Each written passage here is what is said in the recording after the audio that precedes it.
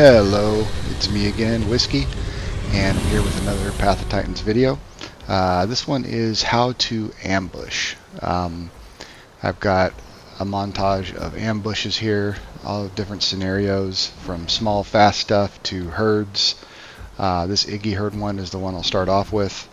This was one of my favorites here because these Iggies, I was tracking them for a bit and they thought I was up there on the other side of that river. And I kind of faked like I was going right, and I ended up going left, and I kind of sped this whole part up because I traveled all the way around that whole area, went down a bridge, across the stream, and they're up there on that cliff up to the left, and they think that I'm up there still. So they are up there looking for me, trying to figure out where I went, and really I'm down here. And this is a good example of map knowledge. It's one of the really important things you need to have for ambushing, is you've got to have really good map knowledge, because I kind of guessed that they were going to be coming down here to this berry bush because this is the direction that they were going in, and it's really the most logical place for them to be going. They're probably on their way to GP, and they're probably going to stop at this berry bush because they've got a pretty big herd. And if you've ever been in a herd before, you know that food can be pretty scarce and difficult to come by. So I guess right, and they are coming down here, and what I'm doing is I'm being super patient here. That's one of the key things for ambushing, is you've got to be really patient. You can't get anxious or try to rush anything. But I'm just making sure that these are separated, and it's a mom with a baby. They are separated from the herd. When the herd is all together, as soon as you bone break one of them, the rest of them come into body block, which they try to do here, but I get a good solid 5 bites in before they can get here. And one of them gets here pretty quickly. But it's not enough. I don't. As long as there's not 2 or 3 body blocking, I can get around the one. And the Iggies are pretty difficult when they start body blocking because their hitbox is very strange. You can see how it sort of like pushes you out of the way and makes you kind of bounce around a little bit. The trick is that you want to, bone break the one that's body blocking and then try to get around them. That's what I do right here. I kind of hit them both actually there. Even the baby's coming in to try to body block. That's not the wisest move because I could kill that baby real easy. But as I've said in many of my other videos, I enjoy a challenge, and I try not to go after babies unless I'm starving or it's some type of an opportunity where I'm starving and I can get some food. But I was hunting the herd and I wanted to get an adult. That was my goal there, and I was successful. But that was one of my favorite ambushes right there. This is another one of my favorite ambushes because I could hear these allos making some noise. They were chatting, they were text chatting, and every time you do that, if you don't know, your dinosaur will make a noise. So they caught my attention, and I saw them sitting out there. They think they're safe because they're out in the salt flat, and they are kind of. It was a bit of a difficult one, but they weren't out far enough. They think they have enough time to react, but they don't. So I get up as close as I can and use red herring. Again, make sure there's nothing in the way. Make sure you can get around the stuff that you're running past so that nothing stops you in your tracks, because that can be the worst part of a red herring, is when you hit it, when you hit something, it stops you. So I go like I'm after this one here, and then at the last second I go over to the other one because I could tell he's still trying to get up, and I was able to successfully bone break him. And again, GG's on that. Once you bone break them, it's pretty much over. There's not much they can do when there's just 2 of them. Even if there was 4 of them, it would be really hard. But that was a good one. They chatted afterwards and said that they had no clue I was there. They complimented me on my ambush, and so that one was really fun. Good ambush. Got my meal. Got to do the victory roar at the end. And GG's to those guys. That was a good little interaction there. On this one is another set of allos. On this one I don't use red herring. You don't always need to use red herring because I had the terrain advantage here. They kind of was below that little hill, had all these bushes around. They were drinking. They're pretty loud drinkers, so I knew I could get the element of surprise on them. And as soon as I round this bend right here, he's like a deer in headlights, and bam, blapped him. He's done. Not much he can do. They know, kind of like, that's it. I'm done. And his friend kind of helps a little bit, but realizes it's futile. And I think in the end he actually goes and runs and jumps off the cliff, so he could probably be with his buddy or whatever. But another good ambush there. This one here is on a dilo. I saw him go down to the water, so I figured I could catch him drinking, and I did. And while they're not hard to kill, once you get them, they are very hard to catch, dilos. So I thought this was a very successful ambush, being able to catch those guys. They're even hard to bone break because their hitbox is so weird. Sometimes that bone break doesn't even land, even though it looks like it does. So I was proud of that ambush. Mr. Little Dilo, sorry, but you had to be lunch, buddy. And dilos can be very, very annoying too when they're in a group. So I got no love lost killing a dilo.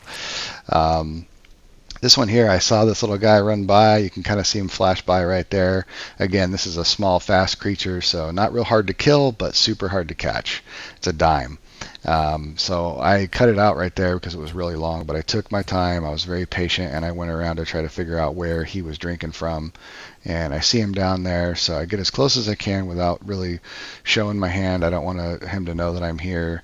And once I get close enough, I go ahead and just do the little crouch, pop the red herring, and that gives me enough speed to get to him. He's panicking at this point, and he should have run into the forest, but instead he goes into the water. But being a baby, he doesn't have his swimming skills yet, so he's very slow in the water, so that was a mistake on his part. But again, that's the advantage of an ambush. You get them panicking, and they don't know what to do or where to go, and they start running into each other and running in the wrong places, and there you go. This one here is a Amargasaurus, another example of a small, fast creature that if they see you in time, they're just going to run away. So you got to be super careful getting up close enough to them where you can actually land the bone break. And this is dark woods, so it's a notorious area for running into stumps and twigs and branches, and there's all kinds of stuff that will stop your run. So I had to use map knowledge here and go ahead and get around all those little stumps and twigs, and bone broke him. So again, GG's on that. He knows he's dead. He also complimented me afterwards on the ambush, said he had no clue that I was there. So, but I really think the key to that one was knowing that forest so well that I was able to avoid all those stumps and stuff like that. So that helped me catch that Amarg. And then on this one here, I saw a Pycno being chased by all these Uties here. And I know the map, and I know there's a river there, and he's not going to want to go across that river, I don't think, because of the crocs. And he could have went straight along the river, but a lot of times they like to take this path. And so I'm kind of banking on the fact that he might come up this way. And sure enough, there he is. A little bit of luck, a little bit of map knowledge, and he's looking behind him. He doesn't even see me, and he runs into the cliff so that I can bone break him.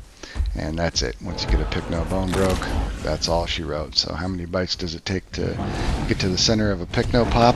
About 5 and 2 bone breaks. And he's done. So he just sat down. He's like, you know what? I'm dead. So he gave up, which I get it. I would have too. This one here is a little bit of more of a traditional ambush. I can hear something eating in the bush over there, and it's something small, and I can kind of see it's either an Iggy or an Edmont, and he has no clue I'm here. He's by himself, all alone, seemingly. So I can just sneak up behind all these trees. He's eating the bush, so even if he's spinning his camera around to look all over the place, I've got these trees blocking. So again, I'm going around the stumps, watching out for the trees and the logs and crap that can stop me, and get the bone break. And that's it for him. Little baby Edmont there. Easy target, but again, small and fast stuff is easy to kill, but not necessarily easy to catch. He could have easily just run away if he knew I was there. So it's a successful ambush, and I think a worthy kill. This one here is a couple of suchos. I was hiding in these bushes here, and I see this sucho come running up out of the water and decides to sit down and lay down to rest right there. And so that's a super easy kill. A little bit hungry, so good meal, and again a good ambush. This next one is another one of some suchos in the river here. This one I was actually stalking them for a while. I didn't show it all because it's kind of boring. I'm just like crouched down like this in the bushes, but I can hear them all swimming in the water over here, and they were really worried about something on the other side. I think there was a couple of gigas on the other side of the river that they were super concerned about. And I heard them roaring, and they were kind of like running up and taking pot shots and coming back and using the water as refuge. So they come over here on this side, and they have no idea I'm here. So perfect ambush. This one's a little trickier because there are 3 adult suchos, so 3 adult suchos is a pretty good threat to a Rex. You've got to be really careful. You've got to make sure they don't squeeze out. Sometimes they can slip away from you, these suchos, especially when they get into the body blocking and things. Right here got a little tricky. I missed that bone break, and I thought he was going to be able to get away. But luckily I had enough bone break stacked up on him that I was able to catch him. There's a lot of hills and terrain here that they're having a rough time with as well. It's helping me out, but you can see his buddy's actually doing a pretty good job of blocking me, but not good enough. I'm able to get back to him and finish him off here. So that was a pretty successful ambush. The mistake they made there was his buddy shouldn't have stopped body blocking. He shouldn't have left his buddy. He should have continued to body block. So I finished that off with the obligatory victory roar to announce my presence, and that's a good ambush. This one here, I see that trike running down. He's all by himself, so I'm just kind of checking the area to make sure that I'm not going to get third-partied or there's nothing else going on that I need to know about. And it looks pretty clear, so I'm going to go ahead and do the ambush here and start off with the bone break, get him slowed down a little bit. And now I can attack. Now he doesn't have time to sharpen his horns. He doesn't have time to get a charge off because he's bone broke.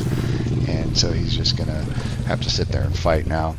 And when you get a trike surprise like that on a 1v1, as I say in my my Rex v Trike video, you can face tank a trike. So it's no problem. I go ahead and face tank him. And I know I got the win already on this one because he's by himself, and I surprised him and ambushed him. They can, as you can see, they do a lot of damage, you know, and it takes a while to kill them, but eventually you'll get them. You just stick with it. But I thought that was a really good ambush that I wanted to highlight. So yeah, that's about it for this video. Just to recap, the key to ambushing is map knowledge, positioning, patience, and get the drop on them, surprise them, catch them off guard, and land that bone break. And you'll be successful with your ambushes with a T-Rex. So thanks again for watching. Please like and subscribe if you haven't already, if you enjoy my channel, and leave a comment. If you have any questions, ask away, make some suggestions. I do read all my comments. So yeah, thank you, and I'll see you out there in Gondola. Goodbye.